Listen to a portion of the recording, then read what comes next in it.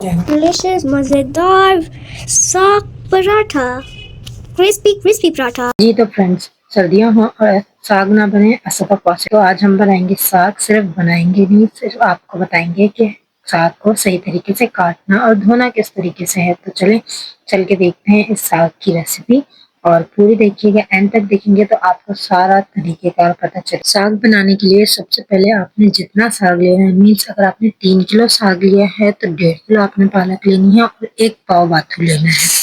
आप देखें, ये साग के पत्तों को मैंने डंठलों से अलग कर लिया है। ये जो डंठल है ये आपने फेंकने नहीं है, इसको आप साइड पे रखते जाएं। और जितने भी खराब पत्ते हैं उसको आपने फौरन से पहले अलग कर लेना है। जब ये अच्छे तरीके से एक बंच बन जाए साग का, तो आपने इसको बारीक बारीक से, या आप चाहें तो चॉपिंग बोर्ड पे कट कर लें, चाहे तो आप इसको छुरी की मदद से हाथों से इसी तरह कट कर लें। बारीक काटें जरूर है और लोगों की बनस्पत, क्योंकि मैंने आपको सारा प्रोसेस बताना था, कैसे हम काटते हैं, कैसे हम धोते हैं और किस तरह हम इसको पकाते हैं। इसलिए ये वीडियो थोड़ी सी लंबी जरूर है, बोर मत होइएगा, एंड तक देखिएगा प्लीज। होप कि आपको पसंद आए। साग, पालक, मेथी और ये इस तरह की जितनी भी चीजें हैं उनको काटने का सबसे आसान और सबसे इजी तरीका ये है, जब आप इसको कटिंग करने लगे तो छुरी आपकी तेज होनी चाहिए और आपने इसको बारीक बारीक काटना चाहिए। ये देखें यहाँ कितना बारीक कट गया। अब मैं आपको फुल साग काट के दिखाती हूँ। हमारा सारा साग कट गया। ये जो हमने साइड पे डंठल रखे हैं इसको हमने वेस्ट नहीं करना। चलिए आए, मैं आपको बताती हूँ इसको हमने किस तरीके से यूज करना है। ये हमने 1 पाव बाथू लिया है।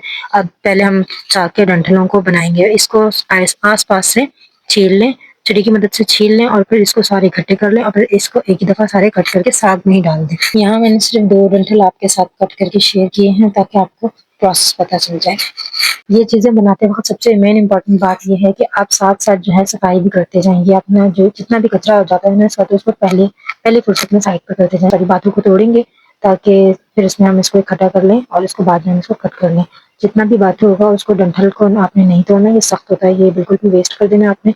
बाकी जो इसके पत्ते पत्ते हैं ये आपने निकाल लेने हैं और इसको फिर आखिर में आपने इसको कट कर लेना है। और इसको कट करके सबसे मेन इम्पोर्टेंट बात, आपने इसको अलग बर्तन में, सारा बाथू तोड़ने के बाद आपने देखा है कितनी सारी मिट्टी इसमें से निकली। और जब भी मैंने आपसे कहा कि इसको एक अलग बर्तन में रखें और अलग बर्तन में कटिंग करेंगे और हम इसको बिल्कुल सेपरेट धोएं। बाथू की फाइन सी कटिंग हो गई है। अब आप देखेंगे हमने साग भी काट लिया, बाथू भी काट लिया, और इसके बाद अब बारी आती है पालक की। पालक काटने के लिए तो मुझे नहीं लगता कि आपको उसका प्रोसेस सिखाने की जरूरत है। अब हम मिलते हैं आपसे थोड़ी सी देर में जब हम इसकी धुलाई करेंगे, मतलब कि जब हम इसको धोएंगे। साग पालक धोने के लिए बिल्कुल एक सेपरेट जगह को आपने चूज करना है। किचन वगैरह के अगर आपके सिंक बड़े हैं तो फिर आप उसमें धो सकते हैं। मैं जो है बिल्कुल सेपरेट सहन में रख के पालक साग वगैरह धोती हूँ। ये अच्छे तरीके से वॉश हो जाता है। ये देखें बिल्कुल भी मिट्टी नहीं है। मैंने तीनों चीजें अलग अलग धोई हैं और अलग अलग ही रखी हैं।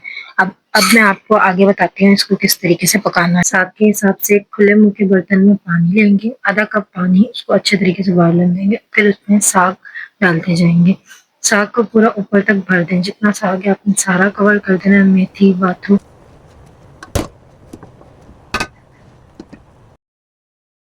कम से कम आपने 10 मिनट के लिए खुले ढक्कन से पका। 10 मिनट बाद आपने फ्रेश हरी मिर्चें उसमें तोड़ के डालनी है।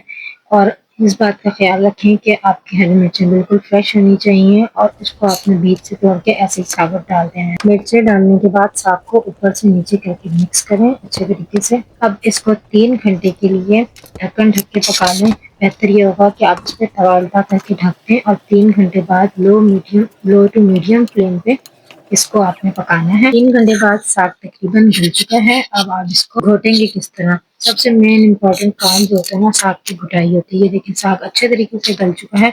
अब मेरी सास मरहुमा का तरीका ये था कि वो साग को हल्का हल्का ग्राइंड कर लेती थी। हमने दूसरे बर्तन में शिफ्ट किया और साग को ग्राइंड करेंगे हल्का हल्का। थोड़ा सा बिल्कुल मामूली मामूली सा पानी डालेंगे, थोड़ा थोड़ा साग डाल के ग्राइंड करेंगे। जब ये अच्छे तरीके से ग्राइंड हो जाएगा तो इसको लकड़ी के चम्मच की मदद से चलाते जाएंगे। साग बिल्कुल तैयार है, ना ये ज्यादा मोटा है ना ये ज्यादा पतला है, मतलब पतला पतला भी ग्राइंड आपने नहीं करना। 2 चम्मच आपने इसमें नमक डालने हैं साग के अकॉर्डिंग, 1 चम्मच लाल पिसी मिर्चों को आपने इसमें डालना है, बाकी हरी मिर्चों तो हमने डाली। अब इसमें आपने शामिल करना है सबसे मेन इम्पोर्टेंट इंग्रेडिएंट। कुछ लोग मकई का आटा इस्तेमाल करते हैं, कुछ लोग सादा गंदम का आटा इस्तेमाल करते हैं। अगर आपके पास चक्की वाला आटा हो तो वो भी बेस्ट होता है। आप आटे को अच्छे तरीके से भून लें और जब ये आटा अच्छे तरीके से भून जाए फिर इसको एक बाउल में निकालें और इसकी हल्की हल्की पानी डाल के, थोड़ा थोड़ा पानी डाल के इसकी स्लरी सी बना लें। स्लरी کا ٹیکسچر زیادہ گاڑھا نہیں ہونا چاہیے کیونکہ اس کو ہم نے ساگ میں شامل کرنا ہے. اچھے طریقے سے اس کو مکس کریں اور اس کے بعد اس کو ہم ساگ میں شامل کریں گے. ساگ میں شامل کرتے وقت اس بات کا خیال رکھیں کہ تھوڑا تھوڑا کر کے ڈالیں اور ساتھ ساتھ چمچ ضرور ہلاتے جائیں تاکہ یہ اچھے طریقے سے مکس ہو جائے اور اس میں بیچ میں لمس. جیسے کہ آپ دیکھ رہے ہیں ساگ کا ٹیکسچر کتنا اچھا ہو گیا. اب ہم تیار کریں گے اس کے لیے تڑکا کہہ لیں بغیر دیسی گھی اگر آپ کے پاس موجود ہے تو بہت اچھی بات ہے. یہ میرا ہوم میڈ دیسی گھی ہے, یہ میں نے خود بنایا ہے اور اس کی ریسیپی میں آپ سے جلد شیئر کروں گی. جتنا ساگ ہے اس کے اکارڈنگ اپنے دیسی گھی لینا ہے اور اسی کے اکارڈنگ اپنے لہسن لینا ہے, زیرہ اس میں تھوڑا سا شامل کریں.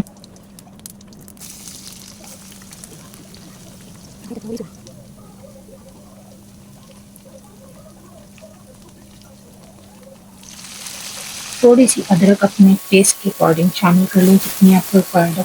4 سے 5 لال مرچیں شامل کریں اور کڑی پتہ آپشنل ہے, آپ چاہیں تو شامل کریں, چاہے تو مجھے اس کا فلیور اچھا لگتا ہے اس لیے میں نے اس کو شامل کیا. اس کو ساتھ ساتھ چلاتے جائیں تاکہ یہ گولڈن براؤن ہو. جیسے ہی بگار ریڈی ہو جائے اس کو ساگ میں شامل کریں اور ساگ کو اچھے طریقے سے مکس کریں اور گرما گرم ساگ کو سرو کریں گرما گرم روٹی پہ دیسی گھی کے ساتھ. اور چاہیں تو آپ اس کو پراٹھے کے ساتھ بھی سرو کر سکتے ہیں. میرے پاس تو 2-3 آپشن ہوتے ہیں, کسی نے دیسی گھی کی روٹی کے ساتھ کھانا ہے, کسی نے مکھن والی روٹی کے ساتھ کھانا ہے اور کسی نے پراٹھے کے ساتھ کھانا ہے. تو آپ کی مرضی ہے, آپ جو چاہیں جس طرح مرضی چاہیں اس کو سرو کریں. اور کچھ لوگ تو مکئی وغیرہ کی روٹی کے ساتھ بھی اس کو بناتے ہیں, بٹ مجھے نہیں یاد پڑتا, میں نے کبھی کھائی ہے, ہم نے کبھی بنائی ہے. انشاءاللہ ضرور جلدی وہ بھی ٹرائی کر کے آپ کے ساتھ شیئر. یہ ریسیپی تھوڑی سی محنت والی تو ہے بٹ یہ ریسیپی بہت آسان ہے. اس کے اکارڈنگ آپ 5-5, 6-6 کلو بھی ساگ آرام سے بنا سکتے ہیں. بہت آسان اور بہت مزیدار سا ساگ بن کے تیار ہوتا ہے. جب میں یہ وائس اوور کر رہی ہوں نا تو اب میرا دل کر رہا ہے, اس ٹائم بھی میرا دل کر رہا ہے کہ گرم گرم ساگ موجود ہو اور میں اس کو مزے مزے سے کھاؤں.